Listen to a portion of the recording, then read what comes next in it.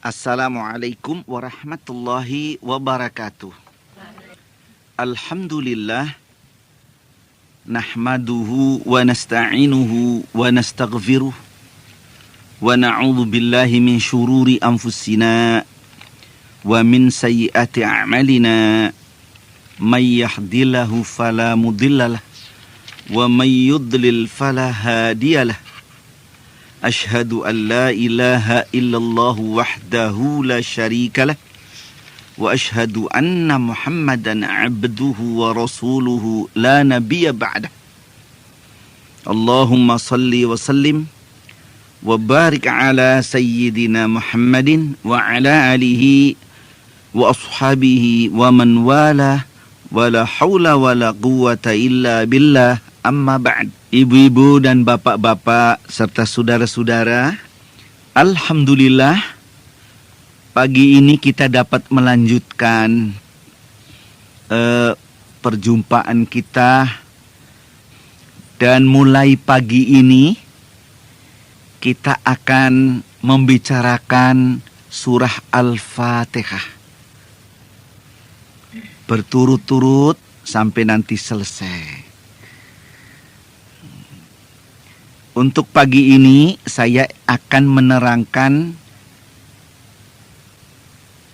lafaz basmalah yang bunyinya Bismillahirrahmanirrahim. Di Indonesia, lafaz basmalah yang berbunyi Bismillahirrahmanirrahim ini lazimnya diterjemah dengan makna dengan nama Allah Maha Pengasih lagi Maha Penyayang. Itulah terjemahan yang lazim di Indonesia. Kita tahu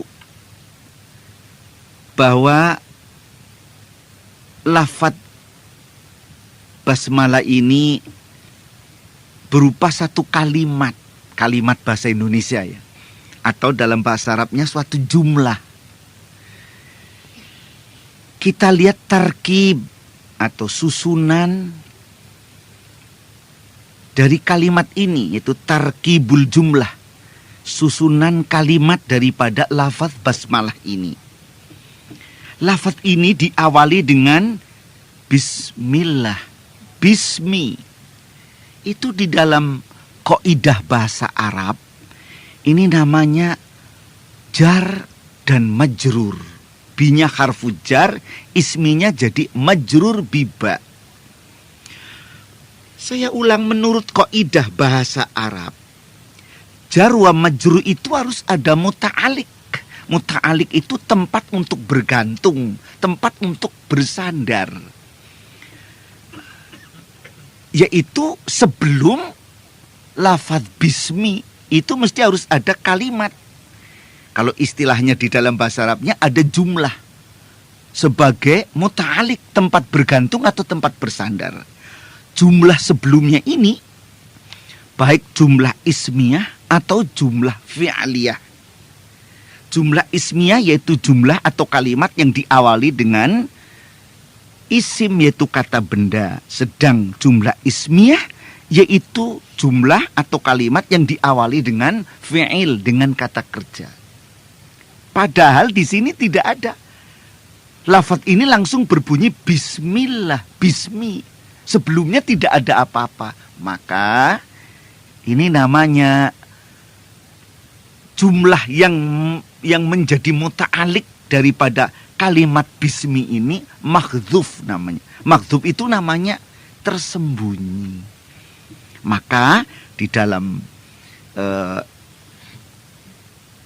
kaidah tafsir, karena ia maghdzuf, karena tersembunyi, harus ditakdirkan, harus diperkirakan. Yang tersembunyi ini sebetulnya apa?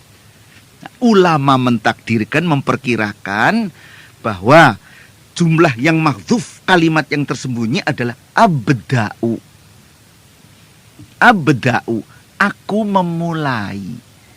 Jadi kalau dilengkapkan abda'u bismillahirrahmanirrahim. Abda'u itu sudah jumlah, sudah kalimat. ada fi'il, ada fa'il. Fi'il kata kerja, fa'il pelaku, itu ada. Nah, demikianlah ibu-ibu sekedar untuk kita mengerti. Jadi demikian. Sudah barang tentu setelah kita mengerti susunannya, sudah mengerti mufrodat. Mufrodat itu vocabulary-nya tadi sudah. Lalu susunannya, tarkibnya sudah. Sekarang kita coba ingin menggali isinya ini apa.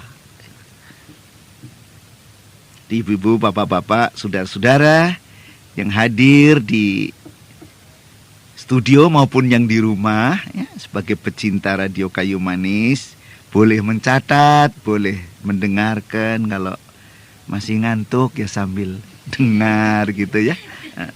Ini saya lihat tuh ya, dengarkan tapi kok nyetel mata. Nggak apa-apa. Jadi ibu-ibu, bapak-bapak, saudara-saudara yang saya hormati, para pendengar, para pecinta radio Kayu Manis, yang akan kita gali yang pertama yaitu di sini ada bismi. Itu dari kata bi dan ismun digandeng jadi bismi. Sekarang yang ingin diterangkan ismun sekarang. Ismun itu apa? Di dalam beberapa kitab tafsir diterangkan bahwa kullusmin yadullu ala dzat. Tiap-tiap isim, tiap-tiap kata benda, nouns, itu menunjukkan satu zat. Lah isim di sini menunjukkan zat apa? Bismillah, menunjukkan zat Allah. Oh, jadi Allah punya zat? Ya. Karena Allah itu wujud, karena Allah itu ada, jadi ada zatnya. Loh, kita ini makhluk juga punya zat, betul. Apa sama zatnya? Tidak. Zat Allah itu esa, kalau zat kita tidak esa. Esaknya zat Allah itu seperti apa? Atau keterangannya kayak apa? Jadi jangan disamakan kayak kita nanti. Apa Allah punya tangan? Enggak, tidak ada. Allah punya tangan, ya nek tangannya gudigen piye. Jadi ini Anda ada itu begitu itu. Ini. Jadi kita lanjutkan ya ta. Allah itu tidak punya tangan, tidak punya apa-apa, tidak. Ini zat di sini adalah esa. Kriterianya, ukurannya zat Allah itu esa. Satu, ghairu jamadi. Maknanya tidak berbenda. Yang kedua, ghairu unsur, tidak berunsur, tidak beranasir, tidak berbagian, tidak bermolekul, tidak beratom, tidak berproton, tidak berelektron, tidak bernetron, tidak berion. Bangsa on ini tidak ada. Mengapa? Karena tidak berbenda. Karena tidak berbenda, maka tidak berbagian. Itulah yang namanya keesaan zat Allah.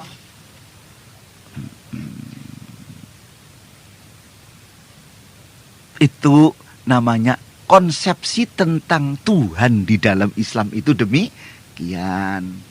Yang ketiga yaitu walam yakullahu kufuwan ahad. Tidak ada bagi Allah itu satupun di dunia ini yang kufu. Kufu itu yang sebobot, yang semisal, yang sama. Itu tidak ada. Zat manapun tidak ada yang sama. Inilah keesaan zat Allah. Dengan sendirinya, kalau sudah zatnya esa, wujudnya juga esa, sifatnya esa, kudrat irodat, kekuasaan dan kehendaknya juga esa. Nah, dengan demikian ini kita sudah sampai pada bismi, ya. Kita menerangkan tentang isim Allah. Baik, kita sekarang masuk lagi kepada setelah bismi, sekarang bismillah. Di situ ada Allah. Allah itu apa? Allah itu lafzul jalalah. Yang menunjukkan nama daripada al-ma'bud kita. Jadi al-ma'bud itu artinya zat yang diibadati. Alam semesta ini dijadikan oleh suatu zat yang pencipta itu Khalik. Khalik inilah al-ma'bud. Al-ma'bud. Artinya yang diibadati. Lah al-ma'bud ini punya nama. Gitu ya. Namanya adalah Allah. Allah itu nama dari al-ma'bud kita. Nama apa itu namanya? Disebut Ismul A'zam. Allah itu Ismul A'zam. Maknanya nama kebesaran dari Allah. Sebab nanti di samping Ismul A'zam Allah ada Ar-Rahman Ar-Rahim. Ini merupakan Asma'ul Husna. Ibu-ibu, bapak-bapak pernah dengar ya Asma'ul Husna? Ini Asma'ul Husna artinya nama-nama Allah yang mengandung sifat-sifatnya yang baik. Itu. Ini Asma'ul Husna. Jadi al-ma'bud kita itu ada dua nama. Yang pertama Allah, yaitu sebagai Ismul A'zam, nama kebesaran. Dan yang kedua Asma'ul Husna, yang jumlahnya banyak. Di antara di sini nanti disebut sudah Ar-Rahman, Ar-Rahim. Itu apa lagi, Bu? Hah? Ayo. Hah? Apa? Lagi? Al-Mu'min, As-Salam, Al-Qahar, Al-Latif, gitu ya. Nah, itu banyak sekali. Itulah. Mari sekarang coba kita ingin menerangkan Ismul A'zam. Nama kebesarannya, yaitu Allah. Allah itu nama kebesaran. Nah, ciri-ciri bahwa yang menunjukkan nama kebesarannya itu mana? 3. Dengan sebutan Allah, yaitu Ismul A'zam, maka 3 cirinya. 1, dia Khaliqul Alamin. Dia pencipta seluruh makhluk, seluruh alam ini. Creator. Alam semesta termasuk kita manusia, makhluk, creature. Khaliqul Alamin, dia Khalik. Yang kedua, dialah Rabbul Alamin. Ini menunjukkan kebesarannya ini. Rabb artinya ya, yang menentukan, yang mengatur, yang menguasai, itu Rabb. Yang mengelola alam semesta ini termasuk manusia. Diatur hidupnya. Nah, ini Rabb. Dan yang ketiga, Maliku Yaumiddin. Ini. Raja, penguasa pada hari pembalasan. Inilah. Maka kalau kita mendengar kata atau lafaz yang berbunyi Allah, langsung orang yang beriman kaitannya dengan 3 ini. Khaliqul Alamin, Rabbul Alamin, Maliku Yaumiddin. Ini.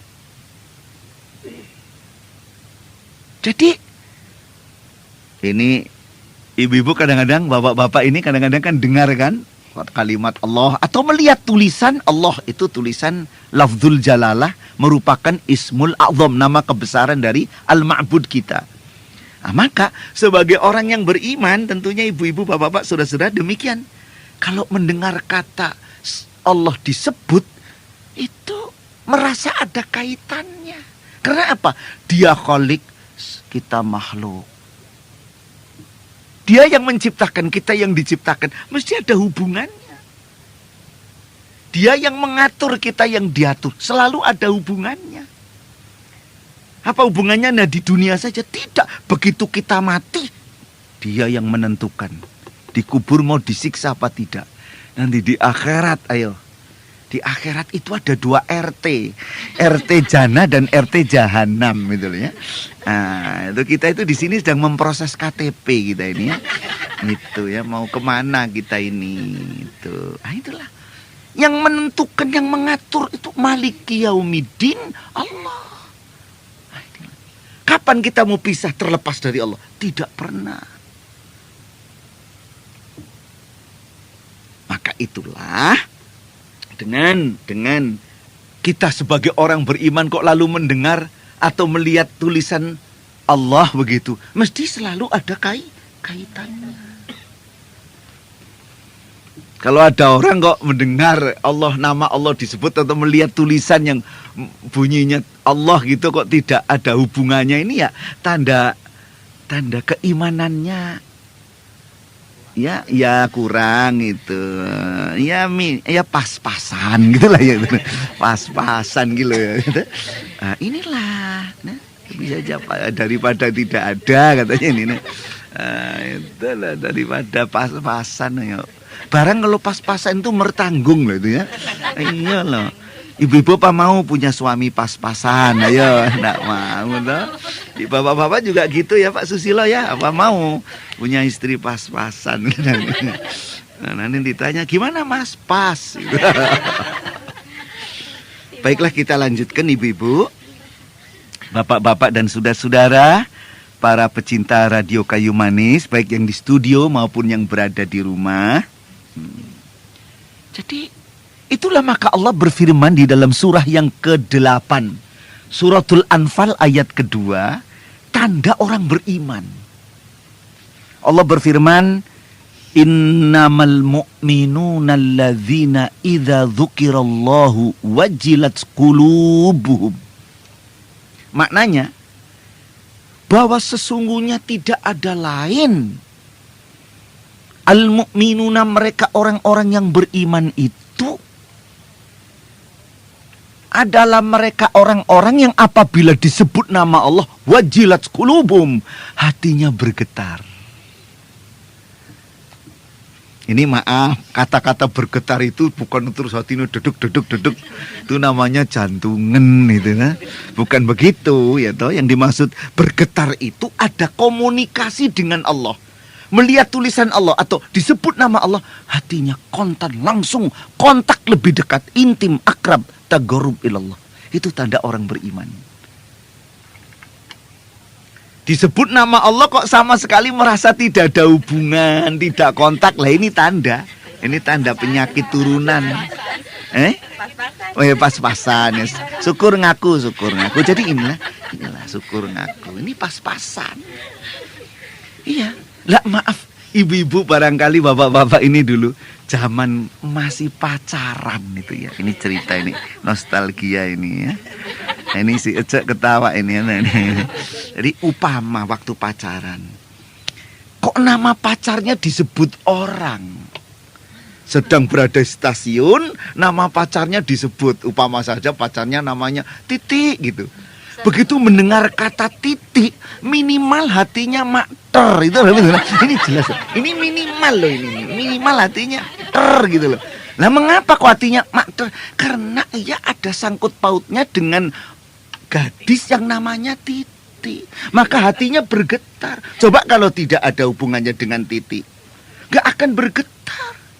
Biar orang teriak tentang Titi sampai rahangnya patah gitu nah. Karena ia tidak ada hubungannya dengan Titi, peduli amat dengan Titi. Begitu juga orang, kalau ia disebut nama Allah, kok ia tenang-tenang saja. Ini tanda dia penyakit turunan ini. Penyakit turunan untuk jauh dari iman. Sebab itu saya mohon dengan hormat. Disebut azan Allahu Akbar. Terbersih, jangankan terus pergi ambil air wudhu, tergerak hati pun tidak. Orang ini gersang hatinya. Kasihan hidupnya ya. Iya, hidup sepisan. Nah, inilah ibu-ibu yang saya hormati ya. Ismul A'zam. Nah sekarang kita maju sedikit ya, yaitu tentang Ar-Rahman Ar-Rahim. Ar-Rahman Ar-Rahim ini merupakan Asmaul Husna. Dan Ar-Rahman Ar-Rahim merupakan Asmaul Husna yang prima. Yang prima. Oh, mengapa kok disebut prima? Ya, sebab begitu dibuka Al-Quran, dalam tiap-tiap memulai sesuatu, Asmaul Husna yang dimaiyahkan, yang dijejerkan dengan Ismul A'zam, yaitu dengan Allah, adalah Ar-Rahman Ar-Rahim. Bukan yang lain, sebutannya Bismillahirrahmanirrahim. Tidak Bismillahillatiful khabir, tidak. Jadi ini menunjukkan satu sifat yang prima dari Allah. Apa itu Ar-Rahman, apa itu Ar-Rahim? Dua-duanya dari kata yang sama, dari kata rohima, yarhamu, rahmatan, rahmah. Dari kata rahmah, maknanya kasih sayang. Ar-Rahman satu zat yang punya sifat rahmah, Ar-Rahim juga satu zat sifat Allah yang punya rahmah. Bedanya di mana? Ini bedanya di sini. Kalau Rahman menunjukkan sifat Allah yang suka memberi rahmat yang merata. Rahmat yang merata. Kalau Ar-Rahim menunjukkan sifat Allah yang suka memberi rahmat tapi khusus. Tidak semua orang diberi dalam hal ini. Sedang Ar-Rahman merata, umum. Merupakan rahmat pengayoman umum. Kalau Ar-Rahim merupakan rahmat pengayoman khusus.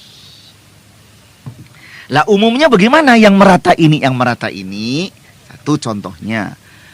Yang namanya rahmat Allah itu merata diberikan pada semua makhluk. Makhluk jamadi, makhluk benda itu diberi rahmat. Sampai yang terkecil proton, elektron, neutron itu diberi rahmat. Sampai yang terbesar di tata surya kita matahari diberi rahmat. Makhluk tumbuh-tumbuhan, makhluk flora. Dari tumbuhan satu sel sampai tumbuhan yang paling besar yang termasuk golongan talovita. Itu dalam botani sebutannya begitu. Yang berbunga dan berbuah berbatang. Itu semua dapat rahmat dari Allah. Termasuk makhluk hayawani, makhluk hewan. Dari binatang satu sel protozoa sampai binatang yang lengkap namanya binatang vertebrata. Binatang yang bertulang belakang. Punya alat-alat pencernaan, punya jeroan. Itu semua diberi rahmat oleh Allah. Sampai makhluk ruhani, malaikat dan jin diberi rahmat. Dan sampai makhluk yang paling tinggi, makhluk insani, makhluk manusia, diberi rahmat. Siapa yang diberi rahmat dari manusia ini? Semua manusia. Yang kafir, yang murtad, yang munafik, yang ugal-ugalan, yang beriman, yang imannya pas-pasan, yang imannya kumat-kumatan. Ini semua diberi. Semua apa? Allah itu Ar-Rahman, pengayom umum. Bapak itu jangan suka, loh padahal saya sholat terus loh jeng. Senin Kemis terus, baca Yasin terus, melarat terus. Nah ini kadang-kadang ada yang begitu. Oh, itu jejer saya itu malah ugal-ugalan loh. Rezekinya ada terus. Tiap minggu beli truk. Obama ini nah. Nah ini maaf. Kalau kita sudah mengkaji Quran, mengaji wahyu Allah. Bahwa rahmat Allah diberikan pada siapapun. Kita tidak mudah putus asa semacam ini. Itulah. Jadi tidak ngiri. Ngiri berarti buka front dengan Allah. Oh, kebijaksanaan Allah memberi pada dia kok sini cerewet.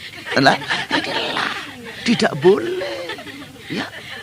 Piro-piro diparingi kok isi. Macam. Nah inilah. Jadi ibu-ibu, bapak-bapak, saudara-saudara yang saya hormati, inilah. Tidak hanya merata pada sasarannya, juga merata tempatnya. Di mana saja ada rahmat Allah. Kapan ibu tinggal di kota pindah kota berapa kali? Kapan tidak ketemu dengan rahmat Allah? Di Jakarta aja udah pindah rumah berapa kali? Mulai kontrak sampai bangun rumah sendiri, ayo. Ya. Kapan tidak dapat rahmat? Selalu di situ ada rahmat Allah. Kok di dunia yang sudah lapang diberi seperangkat alat akal jasmani, ketika di rahim ibu saja, di rahim ibu, gelap, lengket, sempit, itu masih ada rahmat Allah. Iya kan? Paru-paru belum jalan, jantung belum jalan, jeroan belum berfungsi. Oleh Allah diberi makanan. Lewat apa? Lewat pesawat kecil yang namanya plasenta, ari-ari. Allahu Akbar. Walillahil hamd. Itu rahmat Allah. Sebab itu jangan mudah putus asa. Nah, ini kadang-kadang ada orang yang mudah putus asa, sedih sedikit putus asa. Lah itu pergi ditanya suaminya mau kemana bu? Mau beli begon. Nah ini kadang, ini tidak benar begitu. Nah, suaminya kesenengan cepet deh beli begon. Nah ini. Akhirnya pulang nggak jadi beli, ditanya kok nggak jadi, habis begonnya lah ini. Jadi ibu-ibu, bapak-bapak, saudara-saudara yang saya hormati ya, jangan mudah putus asa. Rahmat Allah di mana-mana ada. Ya, kalau ada orang mudah putus asa itu imannya pas-pasan gitu ya, ini imannya nggak benar itu. Nah, Ar-Rahim itu rahmat khusus, hanya diberikan kepada mereka yang mukmin dan muti'. Muti' maknanya yang taat. Itu ada. Kalau laki-laki muti, kalau wanita muti'ah. Maka ada cut muti'ah kan gitu. Itu. Jadi inilah orang yang mukmin dan yang taat saja. Sebab apa? Ya maaf bu, ibu sebagai orang yang taat, orang yang sholat, apa mau disamakan dengan yang tidak sholat? Mestinya tidak mau dong. Ibu puasa, apa mau disamakan dengan yang tidak puasa? Tidak mau. Ibu bayar zakat, apa mau disamakan dengan yang tidak bayar zakat? Ibu sendiri tidak mau, apalagi Allah yang memiliki kita. Lebih tidak mau hambanya yang baik kok dianggap sama dengan yang tidak baik. Coba ibu kalau ngunduh pelem ya panen pangga. Banyak itu, mesti milih kok, dipilih yang baik-baik. Pelem yang ada ulatnya apa mau ambil? Tidak. Kita aja pandai milih mangga. Allah juga gitu milih hambanya dong. Hamba yang hatinya ada ulatnya nggak akan diambil kok. Ya toh? Nah, inilah maka ada rahmat khusus yang diberikan hanya kepada yang beriman dan taat. Nah, sekian dulu sebagai penutupnya. Bismillahirrahmanirrahim ini dipakai untuk apa, Pak? Dipakai untuk berbuat baik. Rasulullah sallallahu alaihi wasallam bersabda, kullu amrin dzibalin lam yubda bi bismillah fahuwa aqta. Maknanya, tiap-tiap satu perkara perbuatan yang mempunyai nilai kebaikan tidak dimulai dengan bismillah fahuwa aqta, maka amalan itu putus hubungannya dengan Allah. Jadi tiap kita mau berbuat baik hendaknya bismillahirrahmanirrahim. Jangan untuk berbuat jelek pakai bismillah. Mau memaki tetangga belum pernah diajar orang bismillah, itu tidak boleh ya.